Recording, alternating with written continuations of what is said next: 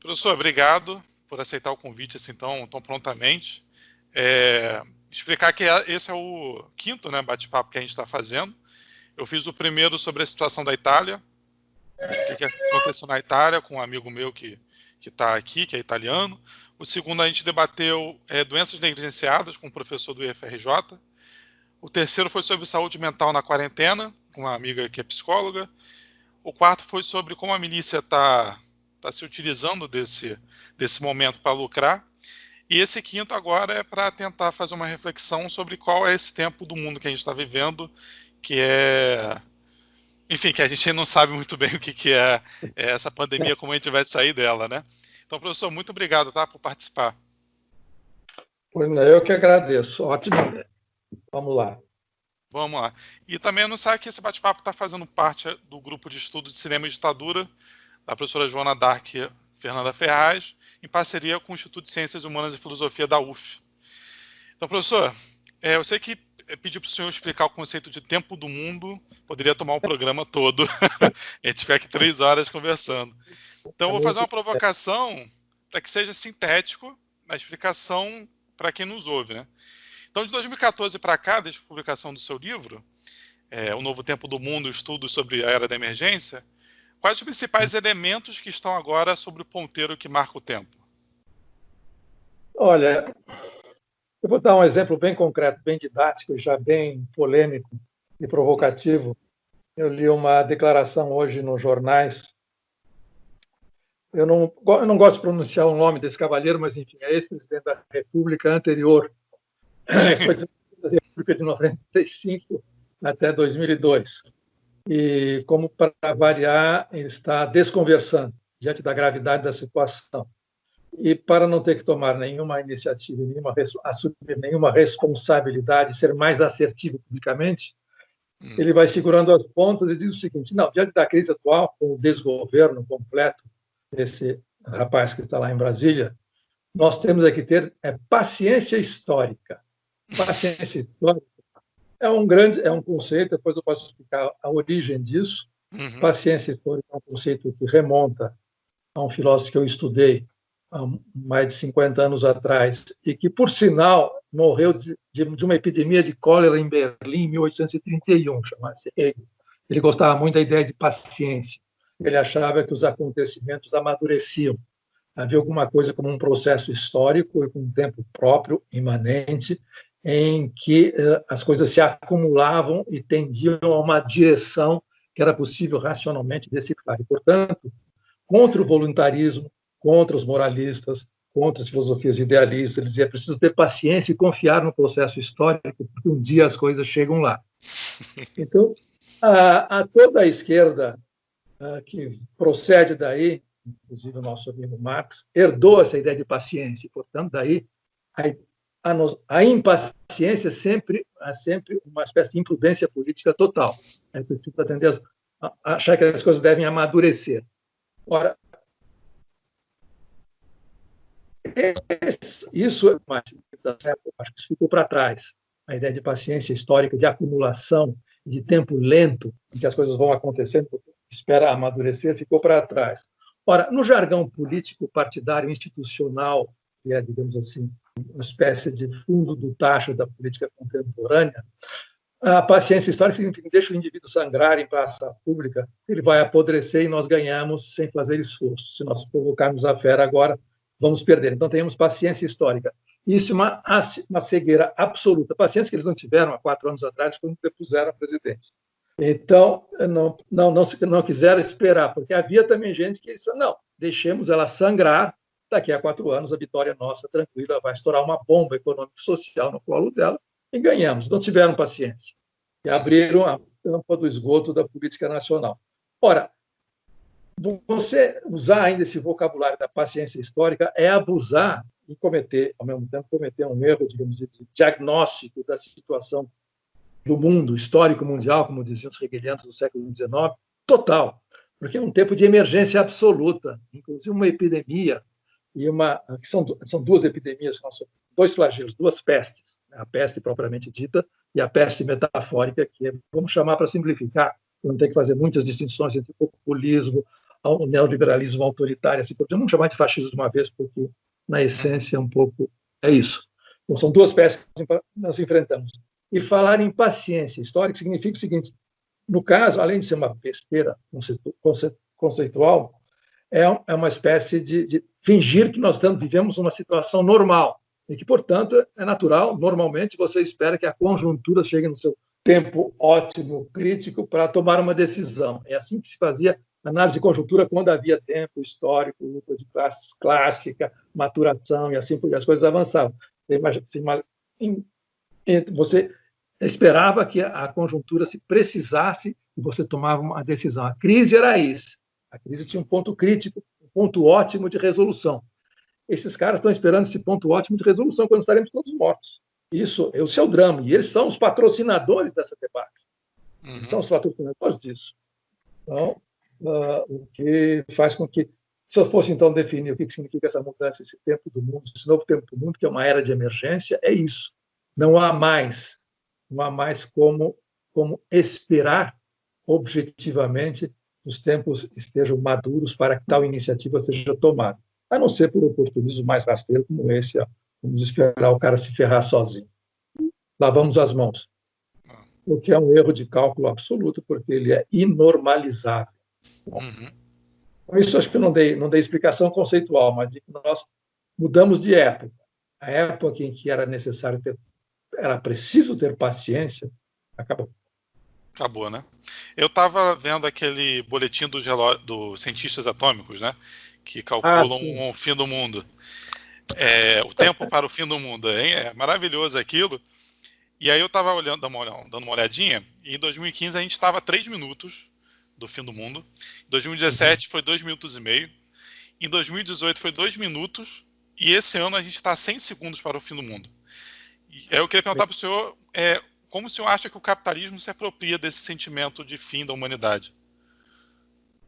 Olha, ele se apropria através do medo. Né? Ele está vendo do medo porque aparecem as emergências e ele é o gestor dessas emergências. E, por outro lado, ele diz, não, mas tudo vai dar certo porque nós vamos adiar esse fim do mundo. Então, nós vamos fazer com que aquele ponteiro daquele relógio terrível montado por aqueles cientistas, em 1947, ele volte para trás alguns minutos. E com isso ganhamos tempo. Significa que o capitalismo, na verdade, ele compra tempo desde então. Se esses cientistas atômicos têm razão, é claro que é uma metáfora. Estão dizendo, vai acabar.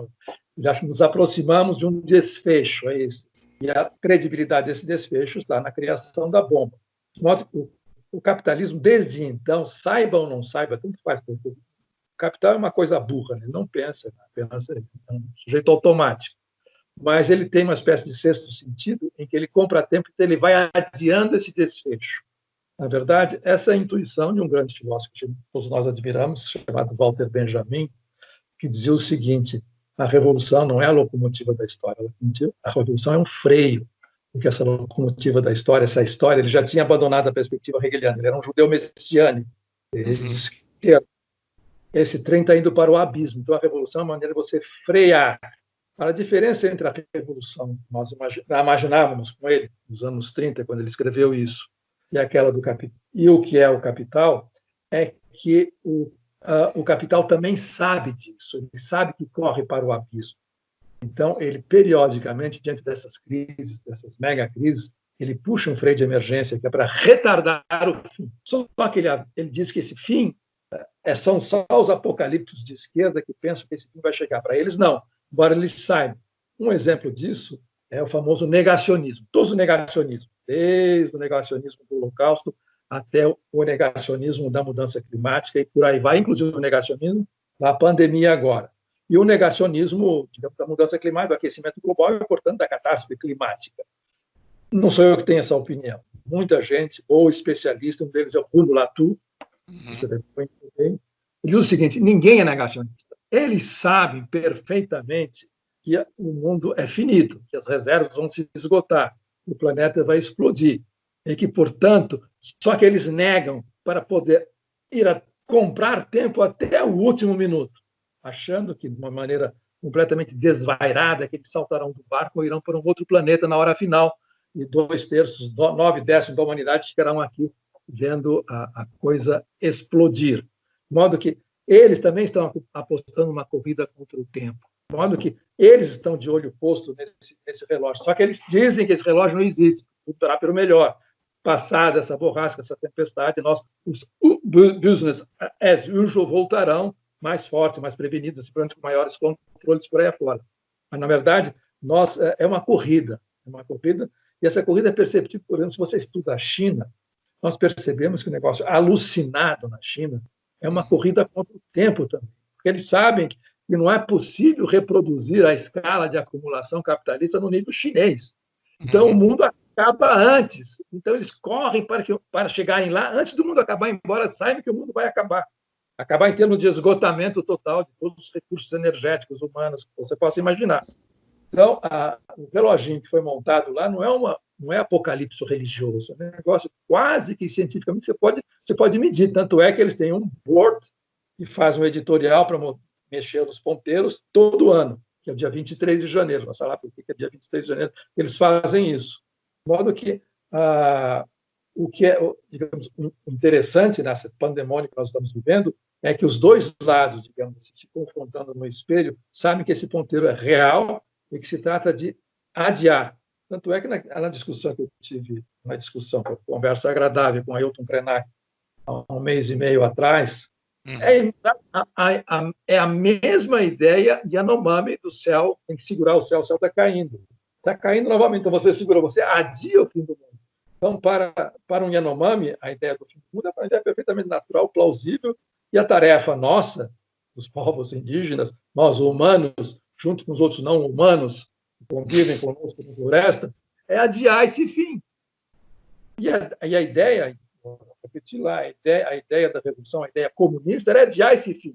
Nós esquecemos, tanto esse vírus, digamos assim, para usar a metáfora do dia, o vírus da social-democracia se infiltrou tanto que nós achamos que havia uma acumulação infinita, poderia ser regularizada indefinidamente de acordo com a correlação de forças, e, portanto, dava para empurrar isso para todo sempre, e com a social-democracia, um capitalismo social-democrático, seríamos todos felizes para sempre por redistribuição e assim por diante. Olha, a concepção original do Barbudo, que nós, de certa maneira, esquecemos, era uma concepção do mundo como crise. Aí todo mundo diz, não, isso parece religião, mas o Barbudo é religião mesmo, só que a religião está de ponta cabeça. O mundo é como uma crise, o capitalismo é uma bomba, e nós temos que desativar essa bomba. A revolução é isso, a revolução não é uma etapa superior de industrialização, progresso técnico e assim por diante, que deu no que deu. O que é a União Soviética, o que é, do ponto de vista ecológico, o que é a China. Então, nós esquecemos que nós vivemos em crise. Para o Marx, quando ele escrevia, a revolução era para o fim de semana seguinte, eles se preparavam para isso. Bom. Mas um sentimento, eu não sei se o senhor sente esse mesmo sentimento que eu sinto, de que quanto mais necessário parece a revolução, mais distante ela parece estar também. Essa é a nossa tragédia. Ela nunca foi tão necessária e, ao mesmo tempo, tão distante, tão inalcançável. Se nós pensássemos, se eu tivesse dormido durante 40 anos, e tivesse acordado agora, eu falei, pessoal, camaradas, agora é a hora. É a hora. Olha, o sistema se esgotou, ele é completamente disfuncional diante da crise que ele mesmo engendrou. O vírus não é um ser natural, não é um fenômeno natural, não é um terremoto de Lisboa se repetindo, é outra coisa, é inerente ao sistema. Ele colapsou, ele está levando a humanidade para o abismo. É hora de nós entrarmos em campo e dissermos, olha, o comunismo é a solução. A alternativa, a ultrapassagem é essa. É essa hora. As pessoas não... É muito fácil convencer que o sistema não funciona, as pessoas estão morrendo, estão adoecendo. Então, e por que o senhor acha que não rola? No entanto, aí vem o nosso velho drama. Era necessário que este anúncio, esta percepção fosse precedida de algumas gerações de trabalho contínuo, de acumulação, de paciência, esperando essa hora chegar. São duas lógicas que, nesse momento, é difícil de contar. É claro que todo mundo, se eu porque nós estamos assistindo uma espécie de revolução em negativo, não é? Nós estamos fazendo uma paródia, uma paráfrase demoníaca da famosa do mito da greve geral. Parou tudo. Parou. Ninguém conseguiu fazer isso, parar tudo. Parar. A máquina parou para dar um salto adiante. Nós sempre sonhamos com isso, não chegou, parou, e agora? Quer dizer, daria para... É como se você tivesse diante de uma contrafação, de uma paródia, uma imitação reles daquilo com a qual sempre se sonhou.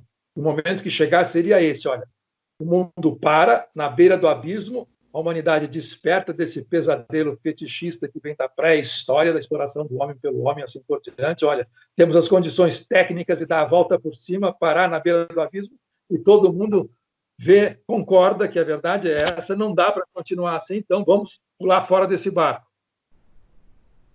Uhum. E também... Parece que a gente construiu o roteiro junto, porque a próxima pergunta é sobre um navio mesmo, um barco. Que eu acho que é bom também a gente falar sobre o mundo, mas falar também sobre o Brasil, né? O que a gente está acontecendo aqui, esse projeto que está em direção a algum lugar que a gente não sabe muito bem. E eu queria falar com o senhor isso, assim, o Brasil está sendo um dos piores lugares do mundo para se tratar com essa pandemia. E o que mais espanta é que a forma de lidar com esse vírus está sendo importado dos Estados Unidos, né? Essa forma despretensiosa, dizer que é só é passageiro e tal. E aí, o que está de trás dos militares apoiarem esse projeto chamado Bolsonaro? Assim? Qual o interesse deles nesse navio desgovernado? Ou muito bem governado, não sei. Olha, isso é a famosa pergunta de $1 milhão. O que pensam, o que querem os militares? Se é que eles querem alguma coisa, se é que eles pensam. Isso talvez é o que seja o que dê mais medo.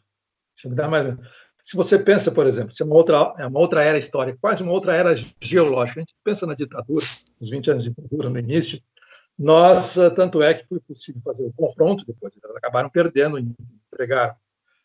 Porque nós sabíamos o que eles queriam e o que eles pensavam, além de matar, sequestrar e assim por diante. Nós sabíamos o que era, qual era o projeto deles. Se nos perguntarem seriamente qual é o projeto dos militares nesse momento, nenhum. Nem eles sabem e foram tomados de surpresa pelo vírus, tanto quanto nós. Então, eles estão completamente desnorteados. A única preocupação que eles têm é lei e ordem.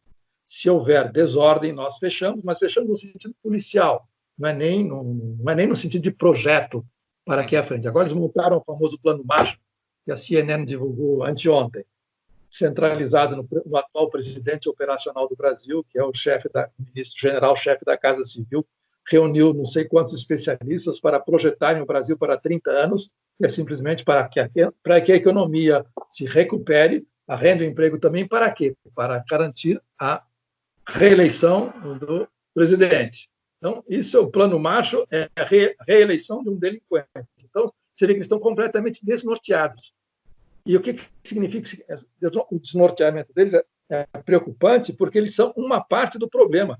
Eles não têm todo o poder. Você tem um grupo palaciano, tem os militares que têm, digamos, um pé na ativa, e tem os militares que estão lá, que são militares de pijama e alguns até senis.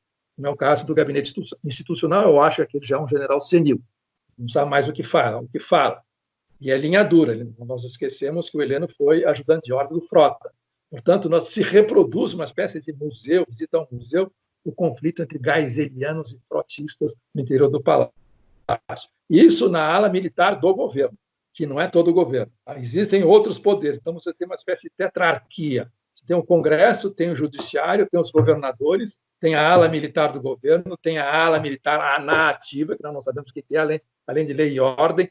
Tem os fanáticos ideológicos, também é difícil saber o que eles querem, além. Em outras coisas a gente pode discutir mais adiante, se há algum projeto ou não. Então, digamos, não há Estado. Não há Estado. É o medo da classe média, por isso essa conversão à ciência, à vida e à saúde, que eles nunca pensaram nisso. Agora, imagina, esses governadores que nós conhecemos, na geografia, a gente começando preocupados com a ciência e a vida, sabe? A saúde do povo. Está brincando. Então, o que mete medo é essa fragmentação total, essa feudalização. E é nesse momento que começam a aparecer o assunto do seu entrevistado da semana passada, que é essa, digamos, esse fundo de taxa Professor, eu vou miliciano ter da que sociedade. interromper um pouquinho, Fala. porque a conexão tá ruim. E Tá aí tá ruim? travando. O senhor falou dos governadores que não tem nenhum apreço pela população, e aí oscilou. Aí eu acho que a gente podia retornar dessa última frase que o senhor falou. Olha só, não se fala que o Bozo está isolado, é verdade que ele está isolado. Em que sentido? Mas no sentido que não é nada animador, porque há uma fragmentação geral do governo, entre aspas, do país. Dessa fragmentação faz parte de militares, de ala militar, até judiciário, Congresso e governador, que são os 4 focos de poder, um barrando o outro. Eles fazem alianças múltiplas, estritamente ad hoc. Você não sabe quem está traficando com o quê. Você pode imaginar uma espécie de filme americano, um grande jogo de pôquer na mesa, todo mundo trapaceando, todo mundo apostando fichas aqui, fazendo de tudo. Bom, quando você chega nos governadores, qual é a oposição dos governadores, que até ontem eram todos bolsonaristas, a começar pelo Rio de Janeiro e de São Paulo. São dois fascínoras, em última instância. E que, num certo momento, estão protegendo a população contra a epidemia e, ao mesmo tempo, pensando em reabrir em termos razoáveis para que a economia ressuscite. Que já estava em frangalho antes. Então, esse amor digamos, pela segurança sanitária da população, nós sabemos que ele é inteiramente falso. Por isso, o Bolsonaro tem toda a razão de ficar furioso, espumante, porque são traidores. Estão deixando ele falar sozinho. Mas, no fundo, pensam a mesma coisa e estão apenas jogando para um eventual segundo turno em 2022. Quando você tem todas as fragmentações, pensando num eventual segundo turno em 2022, quando você pensa na nulidade que é o Congresso Nacional, que faz com que esse nabo chamado Maia, que é uma empada, cara, ele vem do nada, ele é tão baixo clero quanto o presidente, quanto todos. Então, assume proporção de estadista. Você está na mão, como se você está na mão desse povo, é assustador. Então, isso eles estão negociando entre eles. E vem o outro sábio, o farol de sabedoria, e fala: é preciso ter paciência histórica. Você assusta, porque aí, se você pensa nessa disfuncionalidade que dá privilégio do Brasil, todos os estados e governos no mundo são disfuncionais nesse momento, não tem nenhum. Vai dizer que a Coreia do Sul é funcional, está em guerra com a sua outra metade. Não vai dizer que a Alemanha é funcional, a Alemanha tem problemas seríssimos e uma extrema-direita muito forte. Então, o nosso é o mais disfuncional de todos. Isso sim. Você, digamos, fica se pensando o que significa isso? O que significa isso? Então, uma sociedade que já estava, digamos, arrebentada antes de começar a crise epidêmica. Nós já entramos nessa crise, ao contrário dos Estados Unidos, da Alemanha, assim, nós entramos mais pobres, mais ignorantes e mais violentos como sociedade. Vem uma peste, isso tende a exacerbar. Vem uma peste, que essas dimensões se exacerbam e você não tem um mínimo de coordenação possível para, pelo menos, organizar uma peste, que chama-se Estado ou governo, que está fragmentado desse jeito, é um jogo de empurra para todos os lados, sem nenhum tipo de saída. Não é uma conjuntura que você tem uma decisão que dá uma direção para a crise, sobre a saída, não tem? Você imagina, digamos, o que significa estar enfrentando duas pestes ao mesmo tempo, vírus e fascismo. Então, o que é esse fascismo? Então, quando dizem que o homem está isolado, eu não acredito nisso. Tem poder, não está isolado. Quem tem 30% de apoio nestas condições, tem 12% de 15% de fanáticos mobilizáveis que estão lá na rua, pronto para qualquer coisa, e que tem ramificações com milícia, com PMs amotináveis e que atiram. Uhum. O senhor recebeu aquele vídeo de alguns homens atirando? Vi, isso impressiona. É. E o senhor acha que eu não vou falar saída, porque eu acho saída muito simples, né? É uma simplificação. Assim, a saída como se tivesse um caminho, apenas um ato a se fazer que a gente sai disso, mas não é isso que vai acontecer, né? Porque essa questão do golpe militar vem um debate que é assim, muitas pessoas falam que a gente já está em golpe militar desde como Bolsonaro foi eleito naquelas circunstâncias, aquilo ali é um golpe militar, com a prisão do Lula, tudo aquilo ali. Tem gente que fala não, que o golpe militar vai vir a qualquer momento, fechamento do regime. E aí tem outras pessoas também que falam que não, que vai ser algo meio Orbán, vai ser um acirramento ali de forças, mas nada muito como um golpe clássico, isso não vai acontecer. Qual a perspectiva do senhor sobre o que os militares podem fazer, se sair mais do controle ainda, esse Bolsonaro? E, em comemoração hoje aos 150 anos de Lenin, o que fazer, professor? O Lenin, quando perguntou o que fazer, ele sabia perfeitamente o que fazer. Ele tinha um partido atrás. Eles tinham Nixon, uma análise do político social e econômico do tempo, e tinha uma estrutura partidária poderosa e tinha uma estratégia. A única coisa que num certo momento deu para trás para ele foi a guerra, e eles não imaginavam que a social-democracia fosse votar os créditos de guerra. Eles votaram os créditos de guerra, não foi nem a burocracia da social-democracia alemã, foram os sindicalistas, portanto a classe operária. Quando ele viu a classe operária aderindo em peso a uma guerra imperialista, falou: acabou o mundo. Mesmo assim, ele deu a volta por cima e fez o que fez. De modo que, quando ele falava o que fazer, ele sabia perfeitamente que era para fazer, o que não era para não fazer. Nós não sabemos absolutamente nada do que fazer, a não ser esperar, nos defender, denunciar, e quando a quarentena afrouxar, ir para a rua e começar a fazer alguma coisa. Não dá para deixar esses caras, mesmo com a quarentena, eles tomaram conta da nossa debacle, que começou quando eles tomaram a conta da rua, porque a rua era nossa, você lembra disso? Uhum. Tomaram a conta da rua. Então, eles estão sozinhos. Claro que eles estão com máscara dentro dos carrões. E a máscara que eles estão usando significa que eles não são negacionistas. Eles sabem que o vírus existe e mata, que existe uma pandemia. Eles querem que os outros morram. Então, há uma outra componente no nossa encrenca, que todo mundo está assinalando, assim como existem todos os epidemiologistas amadores, as pencas, agora existem todos os psicanalistas de botequim, está todo mundo analisando o caráter do homem. Ele é perverso, ele é um psicopata, como tal, ele é perverso, ele não tem contato com a realidade, ele não tem empatia, não existe outros viventes além dele. Então, há uma espécie de pulsão de morte generalizada. Os caras estão na rua e vão buzinar debaixo de hospital e armados, eles querem morrer, matar, inclusive morrer. Então, é a única coisa que talvez é o nosso cordão umbilical que nos liga ao fascismo histórico, que é o Viva la Muerte, o famoso general espanhol, durante a Guerra Civil Espanhola.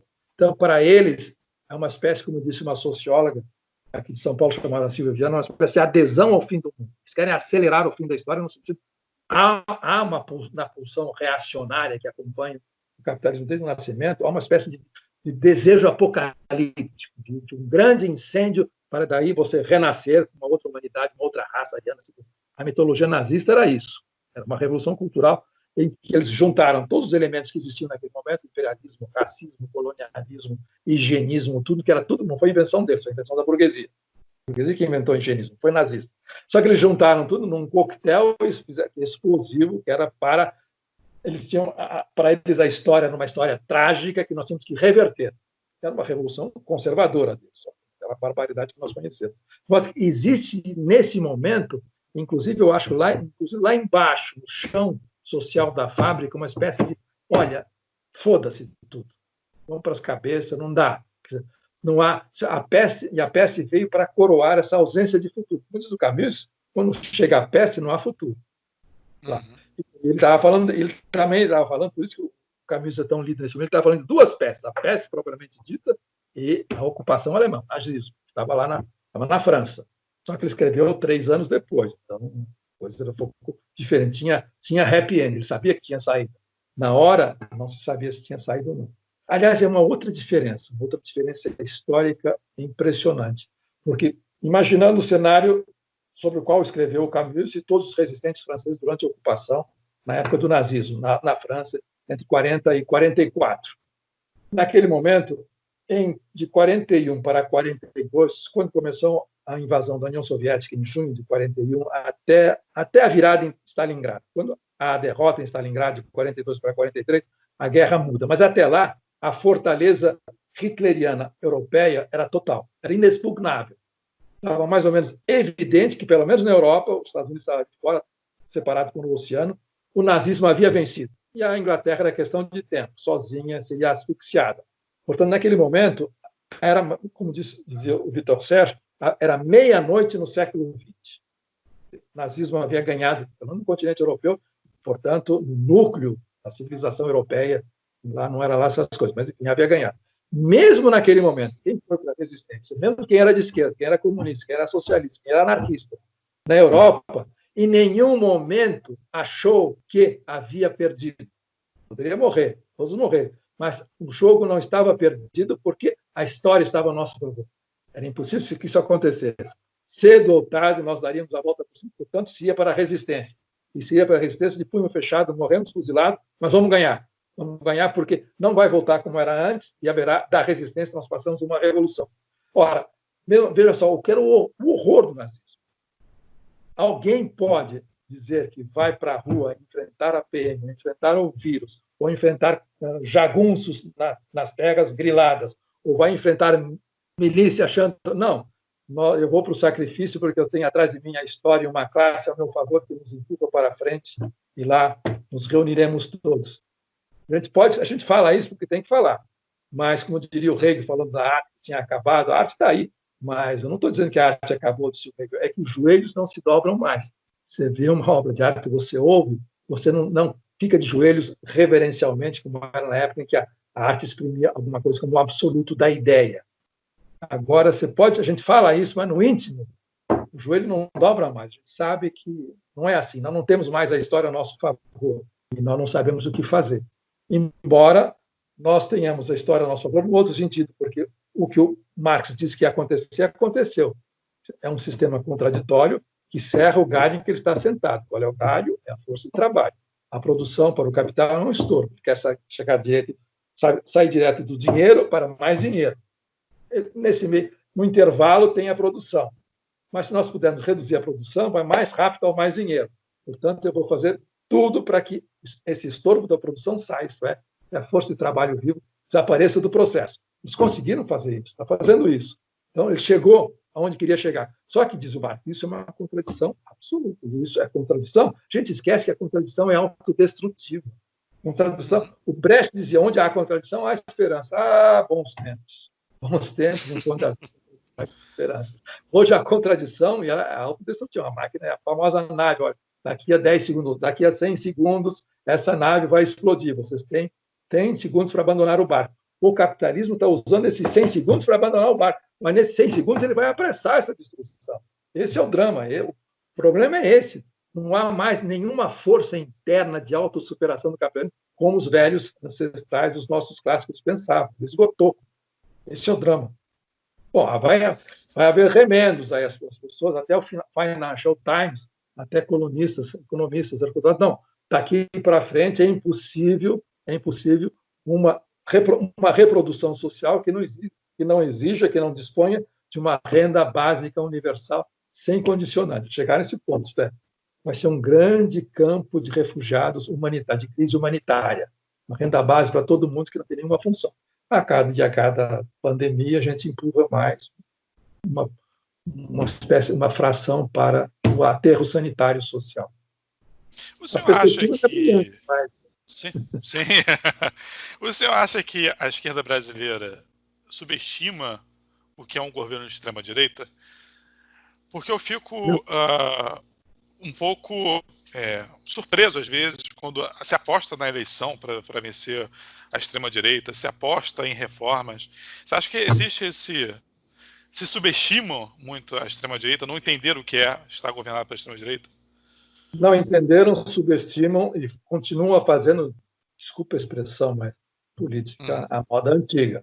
É impossível. Não aprenderam nada. Como os famosos aristocratas da Revolução Francesa que foram para o exílio, não esqueceram nada e não aprenderam nada.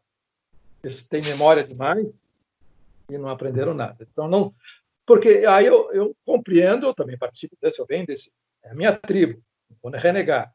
Mas extrema-direita organizada, ativa, combativa, na rua e que ganha uma eleição presidencial, isso é absolutamente inédito na história brasileira e mesmo no Ocidente. Não tem no Ocidente capitalista mesmo. A extrema-direita nunca chegou lá, é puro sangue, como agora. Chegou mesmo o Trump, você não pode dizer que a extrema-direita não é a alt-right que chegou, ele usa a alt-right, a direita alternativa americana, mas ele não é. Então, no nosso caso, é uma novidade absoluta que tem havido num país já desmontado, como o Brasil, por vários anos de crise, com uma economia estagnada, que perdeu o seu dinamismo, que não emprega mais, não é mais aquilo que poderia ser uma sociedade do trabalho. E nesse momento chega a extrema-direita e que acelera um processo. Digamos que ela tem um projeto de poder, é um projeto genocida, mas tem um projeto. É um projeto, e como disse um outro dia um cientista político, acho que deve ser do Rio, chama-se Emílio Lago, ele vem dizendo coisas interessantes. Ele diz o seguinte: ele juntam duas metades, a força organizada, força bruta organizada e big business. São as duas metades que ele junta. Homens brancos, armados, poderosos, e vai até os militares, de milícia a militar, de um lado. De violência social. E do outro lado, você tem nunca, grande negócio brasileiro teve as porteiras abertas como tem agora. Só que, infelizmente, veio essa epidemia e travou um pouco os negócios. Mas vamos tentar retomar mais adiante. Já tem planos de privatizações selvagens, esse plano Marshall e por aí afora. Mas mesmo para os militares, para os quais que vivem uma situação inédita, eles jamais imaginavam que depois de terminada a ditadura, de serem desmoralizados, isso que eles não aguentam, foram desmoralizados e culpados por todos os horrores numa ditadura que lhes foi encomendada pela direita. Foi encomendada. Eles fizeram aquilo, eles cumpriram a missão, lhes foi dada. Saíram mal na fita. Não engoliram jamais isso. Agora eles voltaram e viram a chance histórica de voltar pelo voto. 58 milhões de votos dados pelo capitão, alguém que veio deles, embora eles considerem como militar. Então eles voltaram e, de fato, eles são a nova classe política dirigente que está no Estado brasileiro, são os militares, mesmo que não estejam organizados, estejam divididos. Assim como no governo FHC foram os banqueiros e depois no governo Lula foram os empreiteiros. Eles são a classe dirigente. Eles são o último recurso. Não podemos falhar agora. Como disse o Lula na vida, nós não podemos errar. Os generais estão dizendo, nós não podemos errar agora, é uma chance histórica.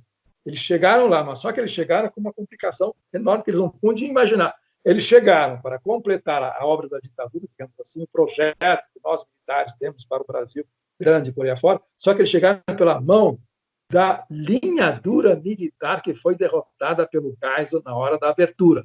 Eles não sabem o que fazer com isso, sobretudo tem generais que são dessa linha dura. Então, Mourão e, sobretudo, Heleno, que é frotista, são linha dura. De modo que o Bolsonaro é tosco, diz aquelas barbaridades, mas eles pensam a mesma coisa, só que eles são prudentes, são inteligentes. Mas é esse mesmo projeto. Eles acham que salvaram o Brasil de um abismo comunista e assim por diante. Eles estão convencidos disso. Embora tem gente mais razoável ou menos razoável. Então, mesmo tendo é um retorno histórico. E eles estão em alta ainda, não?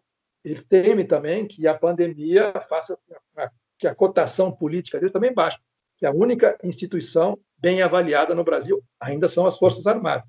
Mesmo o Congresso não tem força para empichar, porque o Congresso é zero, além do homem ter 30% de apoio. Bom, de modo que o que querem os militares? Nós não sabemos. E eles também não sabem como controlar, porque os militares têm essa ala no Planalto e tem um longo espectro que vai de milícia a jagunço, passando por polícia e por PM.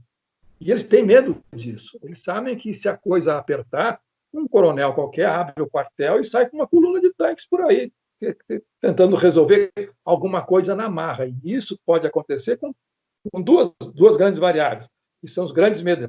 Eu vou tirar a paranoia da Amazônia.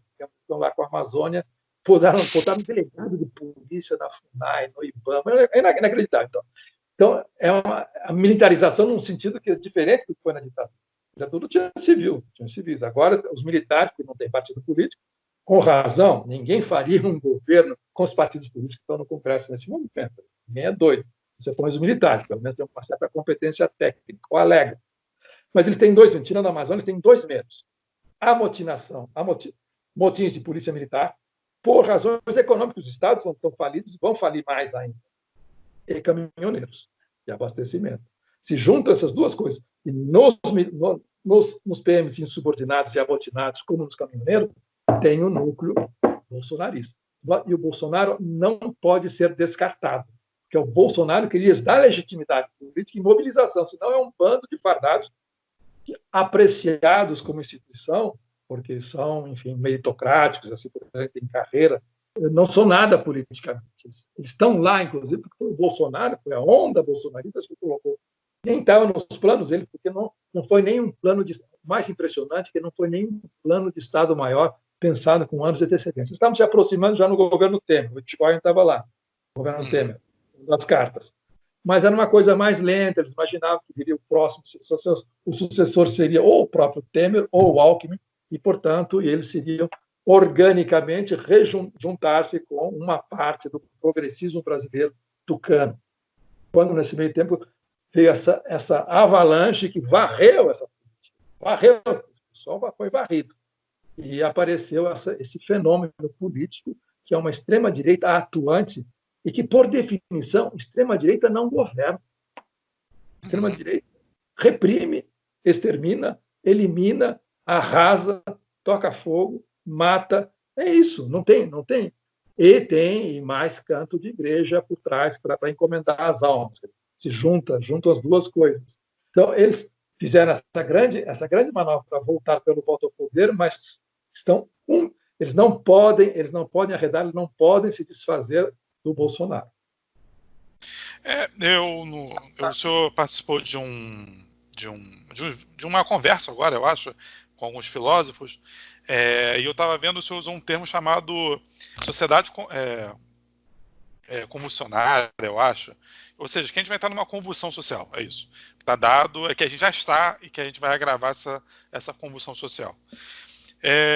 Qual o senhor acha que vai ser a consequência disso? Porque, na verdade, o que eu sinto faz sentido chamar de sociedade o que a gente está vivendo? Faz sentido chamar Parece que a simples cordialidade de se viver já morreu, de se conviver, morreu. Foi para... A gente sai na rua, a gente tem medo do que a gente vai falar, do que a gente vai... Como a gente vai ser, o que a gente vai vestir.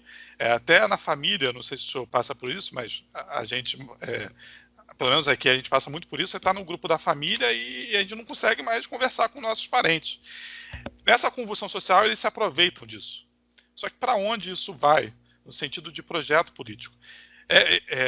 O senhor acha que essa dicotomia entre esquerda, direita, eleição, pós-eleição, isso vai fazer sentido ainda pós-pandemia? Ora, eu nem sei como é que vai ser após a pandemia. Eu acho que, digamos, para raciocinando assim, em termos bem tranquilos, etapa por etapa, os militares não vão dar golpe nenhum. Isso pode tirar o cavalinho da chuva, não tem golpe, nem autogolpe do Bolsonaro. Isso é fantasia para colocar medo nas pessoas. Golpe para quê? Estão lá no poder. Estão lá. Não tem como. Tem apoio. No máximo, enfim. O que eles temem é uma situação social incontrolável. Incontrolável. No momento em começar saques de supermercado, gente morrendo fora do hospital, e não com ou sem pandemia, isso já vinha. Basta. Quando os caminhoneiros fecharam por uma semana, se continuasse mais 5 dias, eles não sabiam o que fazer, eles estavam apavorados. Inclusive, o Vilas Boas disse o seguinte: não saberia o que fazer se isso acontecesse, porque nós não teríamos nem sequer efetivos para garantir a circulação de mercadorias, a segurança logística do país. Nós, Forças Armadas, era isso. Então, o temor deles, eu acho, aí já disse várias falas, desde o ano passado, retrasado, preste atenção nos militares. Quando eles resolveram voltar pelo voto e, de certa maneira, ser a classe dirigente ou militar, eles fizeram um diagnóstico semelhante a muitos diagnósticos que nós estamos fazendo. O Brasil, como sociedade, se inviabilizante. Ela é crônica, tornou-se cronicamente inviável, não há mais. E, portanto, nós somos a última trincheira para segurar isso aqui ante uma possibilidade de uma desintegração total. Por isso, o único projeto estratégico deles é a garantia da lei e da ordem. É isso, não tem mais. Possivelmente, agora, com a experiência da pandemia, vamos fazer renda básica para todo mundo, tira aquele fanático do Paulo Guedes do caminho, põe aí um desenvolvimentista qualquer que vai fazer intervenções estatais mais robustas, privatiza o que dá para privatizar para fazer caixa, pura e simplesmente, porque nós não somos mais uma... Já chegaram à conclusão de que nós não somos mais uma sociedade industrial. A famosa regressão colonial, nós somos uma sociedade de commodities. Sociedade de commodities que é avançada, produção avançada, altamente sofisticada do ponto de vista tecnológico, mas não somos mais uma sociedade industrial. Se não somos mais uma sociedade industrial, no diagnóstico deles, as Forças Armadas, enquanto organização coercitiva eficiente e operacional, deixou de existir. Mesmo a nossa incipiente indústria armamentística, ela é irrisória. Então, o que nós fazemos? Nós nos colamos do grande irmão gigante lá de cima, porque agora é uma era, novamente, de grandes potências que se rivalizam e competem até o limiar da guerra. Nós somos pequenos, nisso nós somos magrinhos. Então, nós nos colamos do nosso destino no tubarão, que nem vai perceber que nós estamos colando nele, mas não temos nenhum tipo de veleidade. Então, eles, de certa maneira, jogaram a toalha. Jogaram a toalha, nós somos a última trincheira e nós vamos impedir que uma sociedade que não é mais industrial entre num colapso total e que a gente entre no ralo. Então, eles acham que a população compreende isso e confia neles, confia na organização dele, na logística dele. Então, eles começam a mostrar serviço na pandemia, mostrar serviço lá na fronteira com a Venezuela, fazendo a Operação Acolhida, que é muito eficiente. Eu já fui lá e fui ver, por razões as mais temporárias, uma excursão de sociólogos para a gente nos mostrar como é que funciona. Eles funcionam, eles sabem armar hospital de campanha, eles sabem documentar as pessoas, eles sabem procurar emprego. É o que eles vão fazer. Eles vão fazer o Brasil, que vai transformar num imenso hospital, para eles é um imenso hospital de campanha que só os militares podem gerir, de boa fé. E se houver elementos perturbadores, se elimina, porque se faz, porque é a nossa função de garantia da lei e da ordem. Tá? Tem o braço amigo e o braço forte, são os dois braços dele. Bom, eu acho que, diante de um quadro desse, se você pensar que vamos para a disputa municipal no fim do ano, se houver, ou daqui a 4 anos, em termos de esquerda ou direita, quer dizer, a nossa esquerda que fez coisas importantes, nós todos participamos disso, 20, 30, 40 anos atrás, é agora objeto de pesquisa histórica, vamos dizer, arqueológica. Pronto, não tem. A coisa mudou tanto, se você imagina alguém na televisão fazendo um discurso como a esquerda fazia 5 anos atrás, de que planeta está chegando isso? Que planeta está chegando esse indivíduo? O que significa alianças para ganhar a prefeitura? Isso não significa que estou minimizando essas coisas. Tá? Então vai continuar nessa base. Mas nós não sabemos por onde improvisar. O quê? Improvisa a palavra certa. Então, voltando à sua pergunta. Diante disso, já não sou eu que digo isso, vários autores já estão dizendo, na Europa, nos Estados Unidos e aqui no Brasil, a senhora Thatcher ganhou. Quando ele disse, não existe essa coisa que vocês chamam de sociedade. Existem os indivíduos e as suas famílias.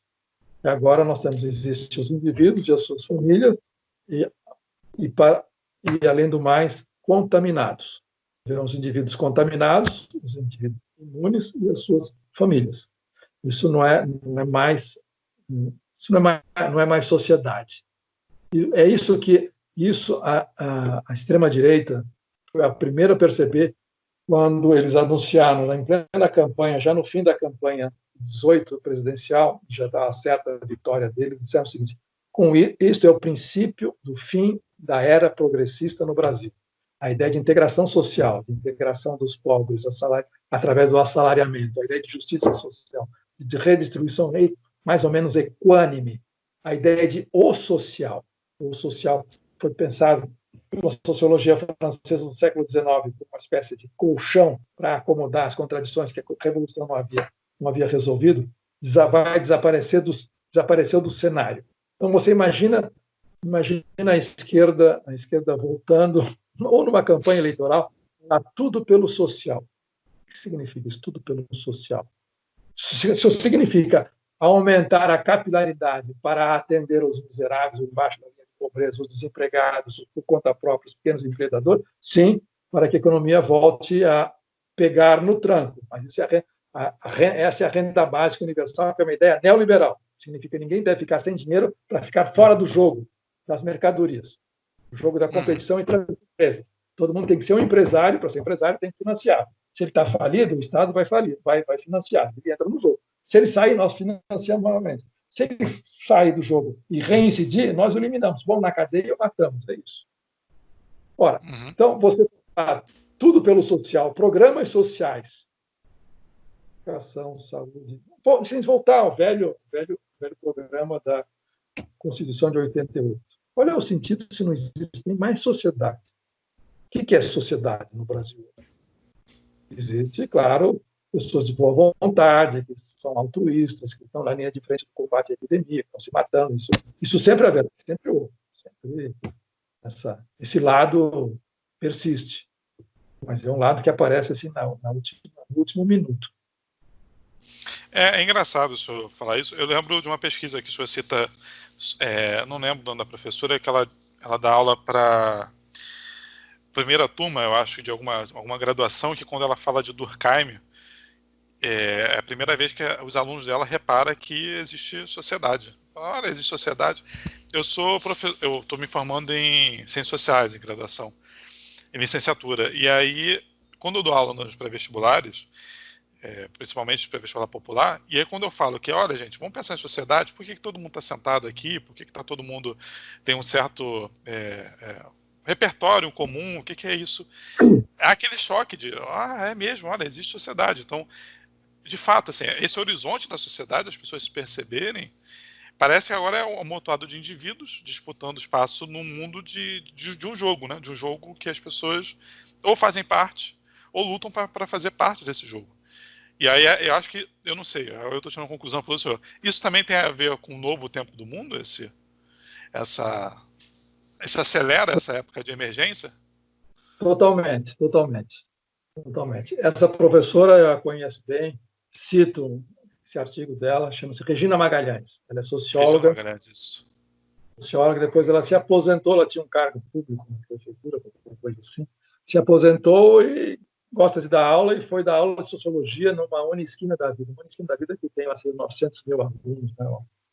É uma grande empresa, e ela foi dar aula nos cursos que são procurados, porque são os mais baratos, no caso de sociologia. E resolveu dar sociologia. E os alunos, os estudantes dela, eram um público de maior interesse, porque era gente que não era nem tão, digamos, não estava nem tão detonado a ponto de precisar dos programas sociais assistenciais do Estado, nem bem empregado a ponto de poder escolher outros cursos. Então, estavam ali, tinha policial militar, tinha coveiro, tinha manicure, tinha estudante, e tinha os estudantes organizados, tinha os estudantes politizados, organizações políticas, eles já sabiam tudo, não prestavam atenção na aula, eles já sabiam tudo. Tinha um programa de transição, e assim por diante, não discutiu nada, não queria nem saber. E tinha as pessoas completamente desamparadas, que não eram nem assistidas, hein, por programas sociais, e nem eram consumidores de internet. Estavam fora desse mundo, também moravam lá nos cafundós. Viajavam de trem toda noite para assistir uma aula de sociologia.